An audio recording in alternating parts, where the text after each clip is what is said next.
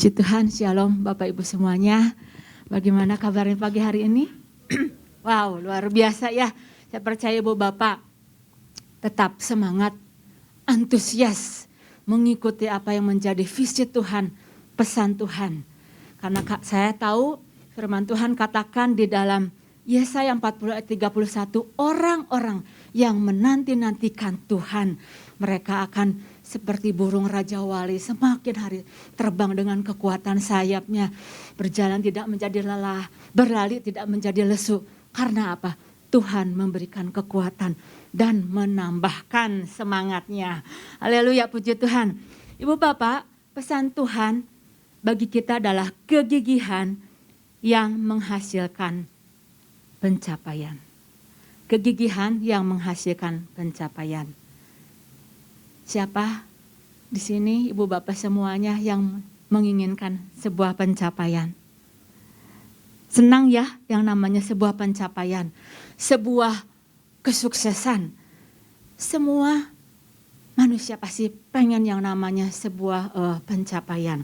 Karena ketika sebuah pencapaian itu terjadi, ada sebuah kepuasan tersendiri di dalam kehidupannya. Oleh karena itu ada berbagai cara dari manusia itu berusaha untuk menuju pada sebuah pencapaian.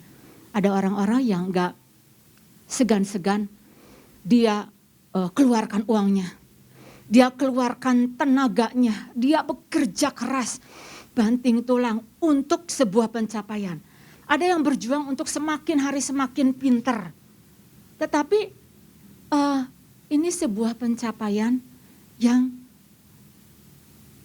tidak seharusnya orang percaya lakukan. Karena sebuah pencapaian yang orang percaya lakukan tidak selalu membutuhkan yang namanya uang. Ada orang-orang yang ingin mencapai sesuatu gitu ya. Dia keluarkan uangnya, tetapi karena dia tidak punya kegigihan, tidak tercapai targetnya. Ada orang-orang yang pintar, tetapi karena dia tidak punya kegigihan, maka pencapaian tidak terrealisasi.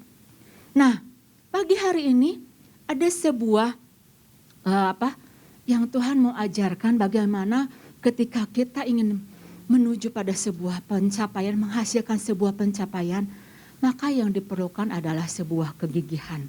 Jadi enggak selalu pencapaian itu butuh uang. Nanti uang, kita di bumi masih butuh uang. Tapi kalau untuk di surga, enggak butuh yang namanya materi, enggak butuh yang namanya uang. Oleh karena itu, yang Tuhan mau tekankan adalah sebuah kegigihan. Nah, ayat yang mendasari pesan Tuhan ini diambil dari Lukas 11, ayat yang ke-5 sampai yang ke-8 ya. Ya, saya mau membacakannya, jadi sekalian Ibu Bapak bisa mengingat kembali peristiwa ini ya. Lalu katanya kepada mereka, jika seorang di antara kamu pada tengah malam pergi ke rumah seorang sahabatnya dan berkata kepadanya, saudara, pinjamkanlah kepadaku 3 roti. Sebab seorang sahabatku yang sedang berada dalam perjalanan singgah ke rumahku dan aku tidak mempunyai apa-apa untuk dihidangkan kepadanya. Masakan ia yang di dalam rumah itu akan menjawab, jangan mengganggu aku. Pintu sudah tertutup dan aku serta anak-anakku sudah tidur. Aku tidak dapat bangun dan memberikannya kepada saudara. Aku berkata kepadamu, sekalipun ia tidak mau bangun dan memberikannya kepadanya karena orang itu adalah sahabatnya, namun karena sikapnya yang tidak malu itu, ia akan bangun juga dan memberikan kepadanya apa yang diperlukannya. Ibu Bapak udah tahu ceritanya, jadi ada seorang sahabat datang ke rumahnya dan kemudian sahabat itu datang waktunya itu sepertinya gak tepat gitu. Tengah malam orang lagi udah mau menjelang tidur, dia datang dan dia punya keinginan untuk menjamu tamu tersebut, sahabatnya tersebut, tapi orang ini, sahabat ini nggak punya apa-apa yang bisa dihidangkan. Lewat perumpamaan ini kita bisa belajar ya, bahwa ketika orang ini dalam keadaan dia ingin menjamu dari temannya dan dia tidak punya apa-apa, maka dia melakukan sebuah usaha bagaimana supaya saya bisa menjamu tamu tersebut. Dan akhirnya orang tersebut berusaha, dia cari bagaimana caranya, dia ketok sahabatnya, dia datang. Coba ibu bapak bisa bayangkan gimana kalau orang yang datang terus tengah malam meminjam lagi, pinjam roti gitu ya. Saya udah kebayang ini, ekspresinya tuh gimana gitu ya. Udah, coba ketika kita mau pinjam, sebenarnya ketok-ketok, permisi. Orang yang di dalam mungkin diam aja. Tambah lagi ketok-ketok, permisi. Mungkin yang di dalam, ada apa sih gitu ya. Malam-malam, tengah malam kayak gini. Akhirnya mungkin si orang tersebut datang. Saya mau pinjam roti gitu. Nah, ini sebuah kondisi yang gak mudah. Karena dalam situasi dia gak punya roti dan kemudian dia kondisinya itu harus dia punya keinginan untuk menjamu. Dan kalau saya jadi orang tersebut, saya gak mau melakukannya. Tengah malam ketok-ketok rumah orang, ngeganggu rumah orang. Terus mau pinjam roti lagi. Aduh, kayaknya saya gak mau deh. Makanya pagi hari ini saya masih harus belajar yang namanya dengan sebuah kegigihan. Dan saya mau katakan ini orang yang luar biasa. Begitu gigihnya, karakternya begitu kuat. Dan kemarin dikatakan bahwa kegigihan adalah sebuah karakter yang dipercayakan oleh Tuhan kepada orang-orang percaya. Jadi ketika kegigihan adalah sebuah karakter yang dipercayakan Tuhan kepada kita, maka kegigihan adalah tanggung jawab kita. Nah, poin yang pertama yang saya mau membagikan adalah kegigihan adalah tanggung jawab orang-orang percaya. Diambil dari Lukas 11 ayat yang kelima. Lalu katanya kepada mereka, jika seorang di antara kamu pada tengah malam pergi ke rumah seorang sahabatnya dan berkata kepadanya, saudara, pinjamkanlah kepadaku roti. Ibu bapak bisa dilihat, orang ini dia adalah seorang yang bertanggung jawab dengan kehidupannya. Dia bertanggung jawab dengan dirinya dan bertanggung jawab dengan sahabatnya. Dan Alkitab tidak menuliskan gitu ya, bahwa ketika sahabatnya itu datang ke rumahnya, si wanita ini sekalipun mungkin dia datang tidak tepat pada waktunya, pada tengah malam sepertinya mengganggu gitu ya. Di Alkitab tidak ditunjukkan bahwa orang ini marah-marah. Enggak. Orang ini ngomel-ngomel. Kemudian mengusir si sahabatnya untuk pergi. Ayo udah, jangan kesini malam-malam. Suruh siapa datang malam-malam? Enggak tahu aturan. Emang enggak tahu waktu. Kenapa enggak ngasih tahu dulu? Nah, saya bisa melihat respon dari orang ini luar biasa sekali.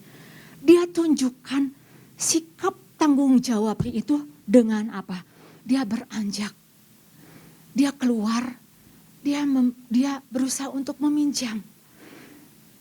Dia enggak tunjukkan sikap yang marah-marahnya. Dia enggak tunjukkan sikap ngomel-ngomelnya. Dia enggak usir dari tamunya itu. Dan saya bisa lihat wanita ini, wanita yang penuh dengan buah roh. Apakah Bapak bisa lihat? Dia punya kasih, dia terima. Dia enggak mencak-mencak, dia enggak usir. Dia punya sebuah respon penguasaan diri yang begitu menunjukkan bahwa dia punya karakter. Yang menunjukkan karakternya itu penuh dengan buah Roh Kudus. Dari segala yang terjadi dia bisa mengontrol. Sekalipun dia tahu dia harus beresiko dengan ketika dia meminjam, dia resikonya adalah mungkin orang gak mau terima, mungkin orang akan ngomel-ngomel dia. Tetapi kita bisa lihat bagaimana orang ini hidupnya punya buah roh. Dan saya percaya sekali kenapa dia punya buah roh, karena dia penuh dengan Roh Kudus. Hasil dari sebuah kehidupan yang dipenuhi dengan Roh Kudus. Buktinya apa? Buktinya hasil respon-respon yang dia berikan itu sungguh luar biasa sekali. Dan dia gak katakan bahwa ini bukan tugas saya. Dia tidak melemparkan tanggung jawabnya kepada orang lain. Kepada anak-anaknya, ayo bangun cariin gitu ya. Atau mungkin kepada orang-orang yang terdekatnya, ayo bangun bantuin. Enggak.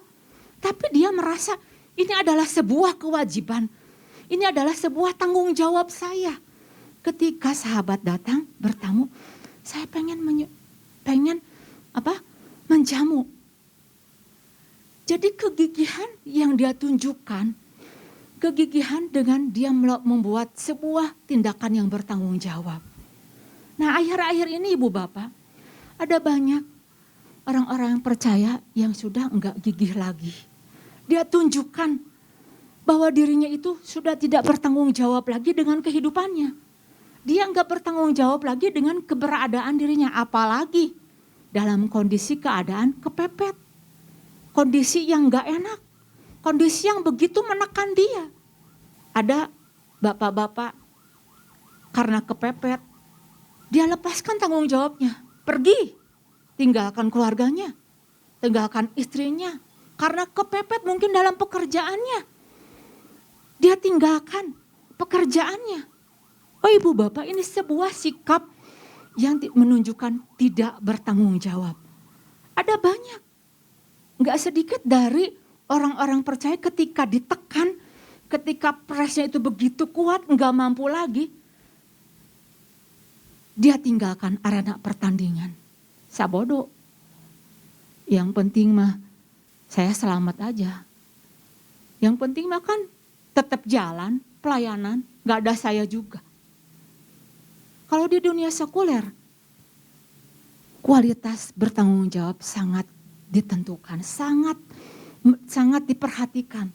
Orang mau keluar dari perusahaan gak bisa seenaknya. Diminta untuk dia bertanggung jawab, kau mau keluar cari gantinya dulu. Latih terlebih dahulu. Cari penggantinya. Nah ini sebuah kehidupan bagaimana sebagai umat orang-orang percaya, kita membutuhkan yang namanya sebuah kegigihan yang harus ditunjukkan dengan sebuah sikap tanggung jawab. Ibu Bapak, kita bisa belajar gitu ya dari seorang Rasul Paulus. Bagaimana di dalam kehidupannya itu dia sangat bertanggung jawab sekali dengan apa yang Tuhan berikan dalam kehidupannya. Dia bertanggung jawab sekali dengan panggilan yang Tuhan berikan dalam kehidupannya. Di dalam 2 Timotius 4 ayat yang ke-7 coba dikatakan apa? Rasul Paulus menolak untuk tidak menyerah. Sekalipun keadaan apapun yang diperhadapkan kepada dia, kematian, kehilangan nyawa, didera, dipenjara, disiksa, dia memilih untuk menolak, untuk tidak menyerah. Dia gigih menyelesaikan apa yang Tuhan percayakan. Dia pribadi yang bertanggung jawab. Dia begitu gigih sekali. Bahkan dikatakan, aku telah mengakhiri pertandingan yang baik. Aku telah mencapai garis akhir dan aku telah memelihara iman. Nah, arti kata memelihara iman di sini adalah sama artinya dengan sebuah kegigihan. Ketika saya baca, artinya itu apa? Dia begitu gigih memelihara iman sampai pada akhirnya. Sampai pada akhirnya dia bisa merawat.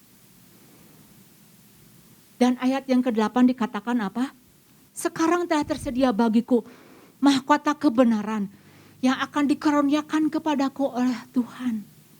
Nah, di sini kita bisa lihat Ibu Bapak, Rasul Paulus begitu gigihnya. Dia begitu bertanggung jawabnya sampai dia bisa mengakhiri sebuah pertandingan dan memelihara iman. Nah, bagaimana Rasul Paulus bukan hanya dia sekedar hanya gigih, tetapi dia memberikan sebuah pesan kepada umatnya, kepada orang-orang yang gembalakannya. Di dalam Efesus 5 ayat yang ke-18 dikatakan bahwa hendaklah kamu penuh dengan roh. Penuh dengan roh. Ini adalah sebuah kewajiban, sebuah keharusan. Tetapi hendaklah kamu penuh dengan roh. Jadi sebuah keharusan yang harus kita kejar. Yang harus kita kejar. Nanti di bagian 2 saya mau membagikannya kenapa seorang percaya itu harus penuh dengan Roh Kudus. Kenapa orang percaya itu harus senantiasa dipenuhi dengan pengurapan Roh Kudus. Dan bukan hanya sekedar dipenuhi itu pada waktu hari Selasa, minggu kedua ditumpangi tangan. Penuh pada waktu itu aja. Enggak, ini adalah sebuah tanggung jawab yang harus dikerjakan 24 jam selama kita masih hidup. Bahkan bukan hanya sekadar sebagai sebuah ibadah saja. Tetapi sebagai sebuah gaya hidup. Gaya hidup yang terus dihidupi. Kalau orang berkata gini, hidup ini sangat singkat. Orang hanya makan, minum, udah gitu lewat. Oh enggak, ini adalah sebuah tanggung jawab. Kita harus makan, kita minum, dan kita harus membagikan apa yang kita sudah makan, apa yang sudah kita terima, apa yang sudah kita minum. Ini adalah sebuah tanggung jawab kita. Begitu kita tahu ada sebuah visi bahwa kita harus mencelikan orang-orang yang buta. Ini adalah sebuah tanggung jawab. Bukan untuk diri saya, tetapi ada sebuah tanggung jawab orang-orang di sekitar kita yang harus kita kerjakan. Nah Ibu Bapak, itu sebabnya Rasul Paulus begitu dia ngotot. Wanita ini begitu dia ngotot karena apa? Dia menyadari ada sebuah tanggung jawab yang harus dia pikul. Dan tidak melepaskannya kepada orang lain. Nah, poin yang pertama yang saya mau membagikan adalah kegigihan adalah tanggung jawab kita. Dan hal yang kedua, kegigihan adalah sebuah kekuatan. Kegigihan juga adalah bukan hanya tanggung jawab kita, tetapi juga adalah sebuah kekuatan orang-orang percaya. Wow, kalau tadi dikatakan bahwa Rasul Paulus ketika dia begitu bisa memelihara iman, tersedia sebuah mahkota. Jadi dari sebuah nilai plus bagi orang-orang percaya ketika dia punya kegigihan. Di dalam Lukas 11 ayat yang ke-8 dikatakan apa? Lukas 11 ayat yang ke-8. Aku berkata kepadamu, sekalipun ia tidak mau bangun dan memberikannya kepadanya, karena orang itu adalah sahabatnya, namun karena sikapnya yang tidak malu itu, ia akan bangun juga dan memberikannya apa yang diperlukannya. Coba kita bisa lihat ketika seseorang begitu gigihnya, dia tunjukkan dia masih punya kekuatan, maka dia akan menerima. Menerima apa Ibu Bapak? Punya kekuatan untuk menerima apa? Menerima banyak hal, bukan hanya janji. Bukan hanya hal-hal yang baik. Banyak hal-hal yang sifatnya itu kekal. Ada karunia-karunia yang kemarin mungkin di dalam cell group dibagikan. Di-sharingkan karunia. Punya kuasa. Punya otoritas. Punya pengurapan. Nah Ibu Bapak, kenapa ya dari jutaan orang-orang Israel gitu ya. Hanya Kaleb yang begitu gigihnya untuk merebut Hebron. Mungkin Ibu Bapak tahu, oh karena di Hebron itu berlimpah dengan susu dan madunya. Betul, berlimpah dengan susu madunya. Ketika bangsa Israel masuk tanah perjanjian, maka Musa membagikan wilayah-wilayah yang harus dibagikan dan akhirnya setiap suku-suku itu sudah dapat bagiannya masing-masing. Suku Yehuda udah kebagian sebelah mana. Suku dari Dan, suku Naftali itu udah kebagian. Tetapi yang namanya Hebron itu belum dikuasai. Dikatakan bahwa di dalam Yosua 14 itu ayat yang ke-6 kalau ibu bapak baca selanjutnya gitu ya. Hebron itu belum dikuasai. Dan Kaleb ingin menguasai, dia begitu ngototnya, begitu antusiasnya untuk menguasai Hebron tersebut. Sekalipun kalau ibu bapak baca gitu ya, Hebron itu kotanya berkubur dan ada orang-orang enak di sana. Tetapi bagi Yosua itu yang aku mau tuju. Dia begitu ngototnya, dia begitu gigihnya. Karena apa? Bukan hanya hal-hal yang sifatnya itu susu dan madunya. Secara jasmani aja. Kaleb datang kepada Yosua. Kaleb, waktu dulu saya berumur, kata Kaleb ya, saya berumur 40 tahun ketika Musa memerintahkan untuk menguasai tanah Kanaan. Sampai sekarang saya umur 85 tahun gitu ya. Daerah Hebron ini belum dikuasai. Dan saya mau minta ayat yang, coba Yosua 14 ayat yang ke-6 dikatakan apa? Yosua ayat 14 ayat yang ke-6. Bani Yehuda datang menghadap Yosua di Gilgal. Pada waktu itu berkatalah Kaleb bin Yefun orang Kenis itu kepadanya, engkau tahu firman yang diucapkan Tuhan kepada Musa, abdi Allah itu, tentang aku dan tentang engkau di Kades Barnea. Jadi pada waktu Kaleb dan Yosua pada waktu menerima perintah untuk menguasai Hebron, dia pada waktu itu umur 40 tahun. Menjelang waktu perjalanan sampai umur 85 tahun, Hebron belum dikuasai. Tetapi mungkin bangsa Israel yang lain, saya kan udah punya tanah, saya udah punya wilayah yang dikuasai. Mereka udah merasa cukup, gak perlu lagi merebut yang lain. Tetapi Kaleb kekeh, dia pengen Hebron. Karena apa? Karena ada hal-hal rahasia yang bangsa Israel gak pernah tahu. Rahasia apa?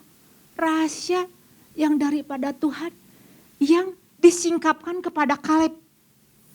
Bangsa Israel gak mengejar, gak kekeh lagi dengan yang namanya Hebron. Di Hebron banyak sekali peristiwa-peristiwa penting, nilai-nilai bersejarah yang terjadi di Hebron. Abraham dikuburkan. Di Hebron, Sarah, Ishak, Yakub, ada kuburan di sana. Ada peristiwa-peristiwa yang bersejarah terjadi di Hebron. Bahkan Daud ditahbiskan itu di Hebron. Jadi ada sebuah kejadian, sebuah peristiwa bagaimana kemenangan terjadi. Nah dan ketika saya tahu apa sih yang namanya Hebron arti Hebron itu adalah dipersatukan. Dan dalam bahasa Arabnya itu Hebron itu adalah Ibrahim. Ibrahim itu adalah sahabat Allah. Saya percaya di Hebron ini bagaimana Abraham menjalin persahabatan dengan Tuhan. Dia jalin hubungan dengan Tuhan. Bisa saling berbagi dan Tuhan banyak memberitahukan kepada sahabatnya. Oleh karena itu Kaleb begitu ngototnya dengan tempat ini. Dia begitu menginginkannya tempat Hebron ini. Jadi Kaleb begitu ngotot dan dia katakan bahwa saya masih punya kekuatan. Di dalam Yosua 14 ayat yang ke-14 coba dikatakan apa? Yosua 14 ayat yang ke-14. Sebelumnya Yosua 14 ayat yang ke-12. Ya. Oleh sebab itu berikanlah kepadaku pegunungan yang dijanjikan Tuhan pada waktu itu. Sebab engkau sendiri mendengar pada waktu itu bahwa di sana ada orang enak dengan kota-kota berkubu yang besar dan berkubu, mungkin Tuhan akan menyertai aku sehingga aku menghalau mereka seperti yang difirmankan Tuhan. Ada sebuah ayat yang dikatakan bahwa pada waktu dulu aku umur 40 tahun, sekarang saya umur 85 tahun, kekuatanku tidak berkurang. Kekuatanku masih tetap sama. Nah, ini yang dimiliki ketika Kaleb punya kegigihan dan tidak dimiliki oleh bangsa Israel yang lainnya. Dia tetap punya kekuatan. Bangsa Israel yang lainnya mungkin udah lemah, udah loyo. Dan Kaleb tunjukkan bahwa kekuatanku masih tetap sama. Jadi kekuatan untuk menerima, kegigihan adalah sebuah kekuatan untuk menerima apa yang Tuhan janjikan. Dan ibu bapak tahu, Hebron itu ketika mau merebut ada orang-orang enak. Ada orang-orang enak yang mungkin saya bisa melambangkan itu sebagai rintangan-rintangan yang dikerjakan oleh si jahat. Supaya orang-orang percaya itu tidak menguasai daerah tersebut. Dan kalau ibu bapak tahu gitu ya, kenapa orang-orang percaya dihalangi untuk tidak masuk dalam tanah perjanjian, tidak masuk ke Hebron. Karena apa? Ketika tahu gitu ya, orang-orang percaya punya kegigihan, punya kekuatan. Iblis tahu rahasia ini. Ketika orang-orang percaya kuat, maka kerajaan iblis akan mudah sekali dihancurkan, akan mudah sekali digoncangkan. Ketika orang-orang percaya begitu punya kekuatan untuk tetap gigih, maka iblis akan gentar. Ada banyak kerugian demi kerugian.